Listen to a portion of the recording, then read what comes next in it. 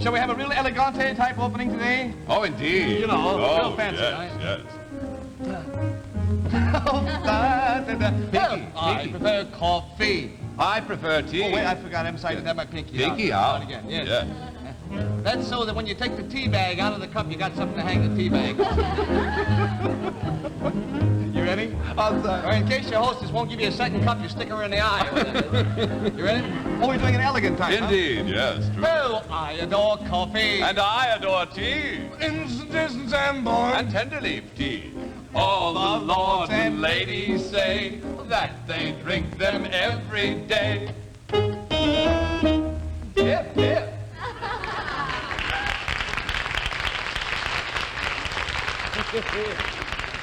Thank God. You just don't know how elegant we can get when we really want to get elegant. Let me show you here. I'll show you how elegant we can get. Oh, sorry. It wasn't very elegant. Ron, come back this way. Well, no, you don't think we're elegant, boy. We're really set here today. You see, we are serving our tender leaf tea sort of formal-like today. Now, Ermentrude, how did you get in the act? What? I beg your pardon, sir. The name is Boxwood. Boxwood? The butler. I Indeed. see. Yes. Yeah, you buttle, huh? Indeed, sir. What a ham. I just asked him to say one line. Yes, that's all they had. Boxwood. Yes, sir. Boxwood, tell me, what do you think of the tea we serve here? Tenderleaf brand? Yes. Always the best, sir. And the flavor, Boxhead? I say, sir, it's lively. Real inviting, I'll tell you that. It really sets you up, sir. Whoops, you're right, it's lively. Indeed, It's sir. lively. You see, Tenderleaf has got a tang and has a zest, my friends, that you have never encountered in any tea before in all your life. I'll tell you the secret about that, sir. Pray do. You see, sir, only the young leaf, the new leaf, goes into tenderleaf tea. Indeed. That's what gives it the lively flavor. Yes, sir, every sip has got zip. Zip has got zip.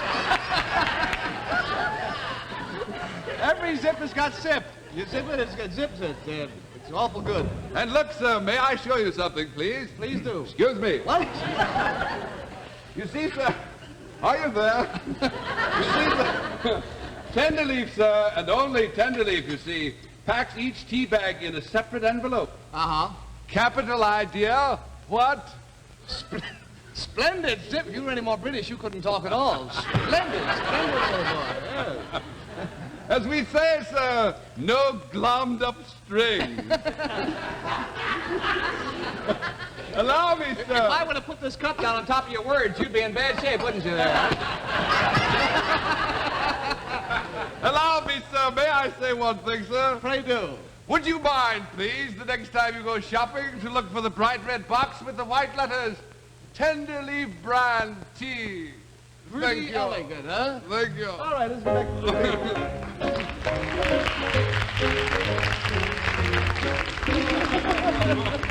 Oh, dear. Do I look like Queen Victoria? Indeed, painting pigeons. Oh, say, I wish to register a complaint against you, Durwood. What? Ma'am, What's the matter? a man wrote in, or no, it's a lady wrote in, and she said that you got her in bad trouble. What I done? Her name is Mrs. Evelyn Winter Stella. She lives in West Allenhurst, New Jersey. She says, Dear Gary, I wish to register a complaint against Durwood Kirby for false advertising in a way that put me in a very bad predicament. On your afternoon program, I plainly heard Durwood say, and I quote, go to your neighborhood store and pick up a package of Tenderleaf tea. Yeah, Did you say that? sure. She says, I did just as he said, and you can imagine my embarrassment to have been grabbed by two floor walkers no sooner had I reached the front door. Damn it. Please reprimand Durwood. We perhaps neglected to say you should pay for the tea after you pick it up. By all means, Mrs. Winterstella. Seems the only fair thing to do. Say, speaking about the mail, I told you a couple of weeks ago, we have always thought that the one thing that was wrong with our forum was that it was only open to people in our studio audience. So I told the gals down at my office to be on the alert for any questions that they thought would make a good mailbox for them. You see, the way the mail is handled is this. First of all, the gals in my office go through all the mail and remove such things as straight ticket requests or requests for pictures or that sort of thing. Then if the letter has any comment in it, one way or another, or is addressed to me or to Ken or to Durwood or any of us, then the letter is then handed on to us. So the girls have held out these questions that they thought might be worth asking on the show. And so here they are. Everybody grab one and read it, and whoever the question is addressed to will try to answer it, huh? This way everybody can get in, you folks out there, too. What's that first one say there, Kenneth? October 26, 1951. That's nice. Says, Dear Gary, I would like to know what your advice would be to a certain question. I'm scheduled to appear on television as a school representative on a youth forum. I've always had a fear of appearing before people, whether in just the classroom or in public speaking. I've always admired your calmness in appearing on television. I realize that you have had probably years of experience, and I would like to know what you would suggest to me in the way of appearing calm or just reducing the tension and nervousness a little. Thank you very much. Respectively, Miriam Hudson, Asheville, Ohio. Miriam Hudson of Asheville. Gee, that's kind of a tough question to answer for you, Miriam Hudson. She's going to appear on television, how to appear calm. Only thing I can tell you is do like everybody I know, which is this, is not to consider yourself an audience of, not to consider your audience a large group of people, because a group of people is only a group of one people. You understand? It's just a lot of one peoples. So you're not nervous when you talk to one person, are you, Miriam? Obviously you're not, or you wouldn't be called upon to speak. So just think of your audience as being made up of one person at a time. There is no difference whatsoever. John Barrymore once said that an audience was the most hideous of all creatures, that before the curtain went up, there were a group of attractive people sitting in a theater, but the minute that the actors had to start performing, they became one body, one huge monster with 8,000 eyes and no ears, nobody listening to what he was saying. No. We don't feel that way. All you have to do is concentrate on just one person. Talk to one person at a time, and you'll find that your nervousness goes. Although I must say, George Arliss also once said that he wouldn't give a nickel for any actor who didn't get nervous a little bit before a performance, because that meant that he was not he was not on his toes. So if you're nervous a little bit, that's fine. You just think of it as one person. You'll be all right. Eileen? Well, I have one here, Gary. Oh, you got one? Uh-huh. Yeah, all right. She says, Dear Gary, my girlfriends and I are sore because you won't let us start a fan club for you. Are you getting the big head now that your show has so many sponsors? Most performers are glad to get the attention of their fans. Signed, Mildred Kanachi, New York City. Wow. I didn't like reading that one. Well, I remember Miss Kanachi's letter. She wrote in and said she would like to start a fan club, and I wrote back to her, and I tried to explain at the time my feeling on the thing, which is this, that while fan clubs are very flattering, and I hope this won't hurt your feelings, but I think that it's a miserable waste of time. I don't think that actors, by the very virtue of their profession, can be important enough to warrant all that attention. I think that now we are all involved in times in which we can all help in some way or another. At blood banks or at hospitals, one thing. And to waste your energy on fan clubs for performers, I think is, as I say, flattering, but I think it is a waste of energy. If you have the energy for that, I think you should put it into more useful channels. And that's what I told her, besides which I'm too old for fan clubs. That's for the young people. So I hope you understand this. I'm sorry you're mad. Well, how much time we got? We got time. 1 minute. You drag one. I have one here, Gary. Yeah. Dear Mr. Moore, do you plant people in your audience to ask certain questions during open forum time, or do you just take a chance? If you do not plant the questions, how do you know that people won't ask embarrassing questions? This is signed Mrs. Rose Mitchell, Omaha. Well, Mrs. Mitchell, we do not plant anybody in the audience. If we did that, the whole idea of the forum would be gone, which is that we completely trust the audience not to ask us embarrassing questions. These people are our guests. We try to treat them well, and we think that in return, they will try not to ask us anything that might be embarrassing. Only once have we had an embarrassing question. That was a gentleman sitting on the aisle. He'd had his hand in the air for quite some time, and finally I got to him, and he said, Now, Mr. Moore, I've had my hand in the air for 5 minutes, and I've been waiting patiently. I want to ask one question, and I want you to answer it as quickly and concisely as possible. I said, all right, what's your question? He said, where is the men's room?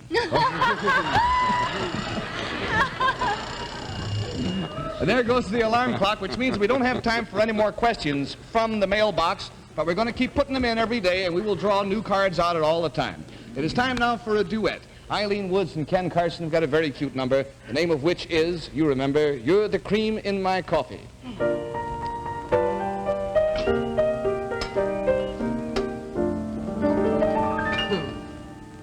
I'm not a poet, how well I know it. I've never been a raver, but when I think of you, rave a bit, it's true. I'm wild about you, so lost without you. You give my life its flavor. What coffee is to tea, that's what you are to me. You're the cream in my coffee. You're the salt in my stew. You will always be my necessity. I'd be lost without you.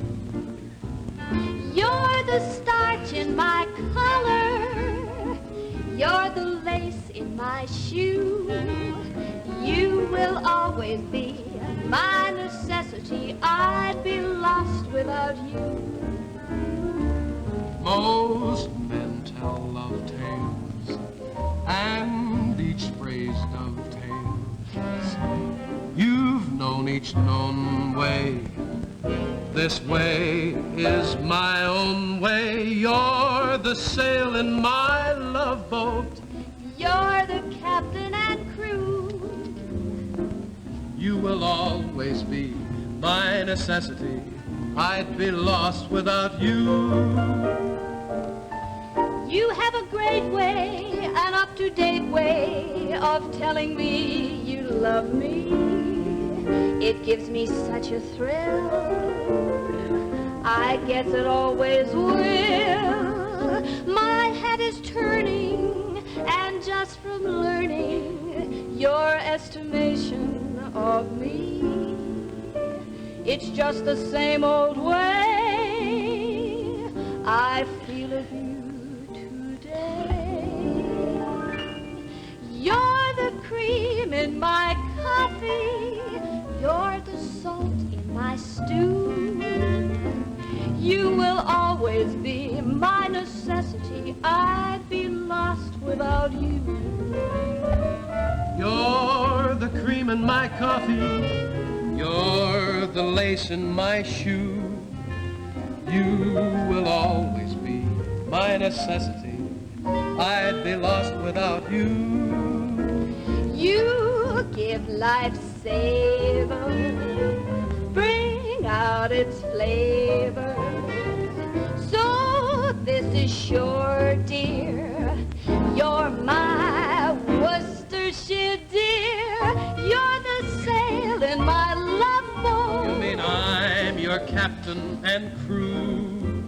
You will always be my necessity. Just a minute, honey. I'll be right with you. I'd be lost, completely lost without you.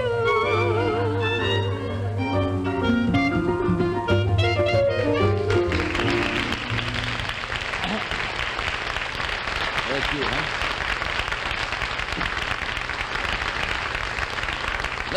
Let me make a small point with you folks out there, will you?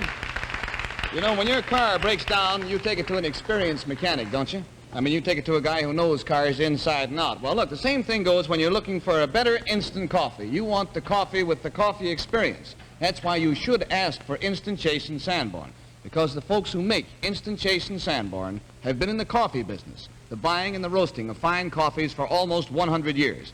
They know what they're doing. Take it from me. Or rather, don't take it from me, because trying beats talking every time.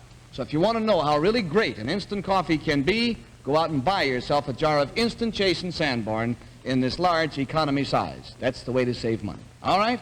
Time for station identification, Howard. We'll be back quite shortly. While you're gone now, mark these down on your shopping list, will you? Instant Chase in Sanborn and Tenderleaf Tea. They're both terrific.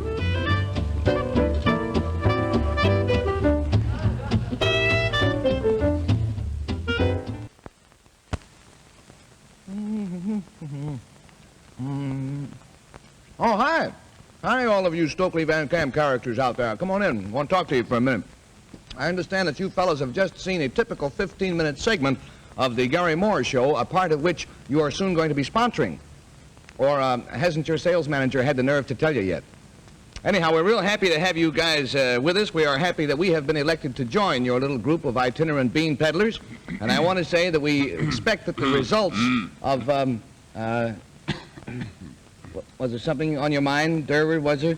Well, yeah, I mean, aren't you playing it a little bit cozy with those beans there? After all, we haven't had lunch yet either. Hey, come on, kick in. Oh, I see what you mean. Well, We have a new product. yeah, I know, kids, but you see... To starve to death. No, you see, we are not actually on the air as yet for the Stokely Van Camp people. We go on for them around January 8th, I think it is. Huh? So?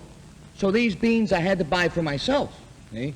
Now, when we start getting free samples when we get on the air, I assure you, kids, you're going to be up to your clavicles in beans. You're going to have more beans than you ever saw in your whole life. I think, by the way, that you have already met the members of our little tribe here, haven't you? Troop. Watch that. Beg your pardon. A real nice group of people. I'd like you to say hello to them. Over here, this is Durwood Kirby, our announcer. He's a real wonderful fellow, albeit, well, he's a little bit naive, you know. Until he was 21, he thought that girls were just soft boys. That's the sort of fellow he is. Now, to my left here are our singer-type people. Their names are Denise Law and Ken Carson. Ken is the one with the long hair. Oh, no. Now, not shown on the screen at the moment, unfortunately, are our Barefoot Philharmonic. Howard Smith and the Barefoot Philharmonic. They are off somewhere burning a candle at the shrine of St. James Petrillo. But in addition to our regular, in color, this product is going to look great. Looks like I've stabbed myself. In addition to our regular family, however, we present a recurring list of guest artists, a few of whom are quite famous, and all of whom are quite good. Plus a steady passage of interviewees. A couple of days ago, for instance, Lowell Thomas dropped in to plug a book, of which we hope he sells many copies. Fundamentally, however, this is a family kind of deal, really.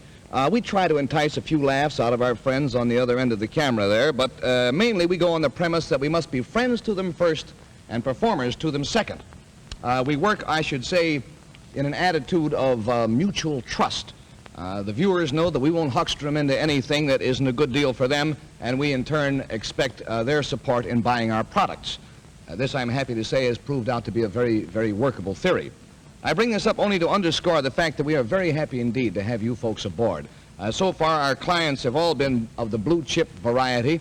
We have on our show outfits like Ivory Soap and General Electric and Aunt Jemima cake mixes, Rich Shinola products, you know, products that are known and that are trusted by the public. So we are delighted, just delighted, that in these Stokely Van Camp products we have something that we can recommend to our friends, the viewers, without any hesitation whatsoever. It was not always thus in my career. I remember when I started on the air down in Baltimore. My first sponsor was an outfit by the name of Carmichael's Catsup. Carmichael's Catsup, I can still remember their slogan was, Carmichael's Catsup, the only catsup in the world containing real cats. But that was our original slogan, but then one day the sponsor, Mr. Carmichael, came down to the factory and he got too close to the machinery and he fell in. So they had to change the slogan to Carmichael's Catsup, the only catsup in the world containing Carmichael. So you fellas, let's keep away from the machinery, huh? Let's try to keep away. And until early January, then when we will be proudly burying the Stokely Van Camp banner, this will be Gary Moore saying bye-bye for all the gang. It's just real great being with you. Bye out there. Bye. Bye. So long. See you in January.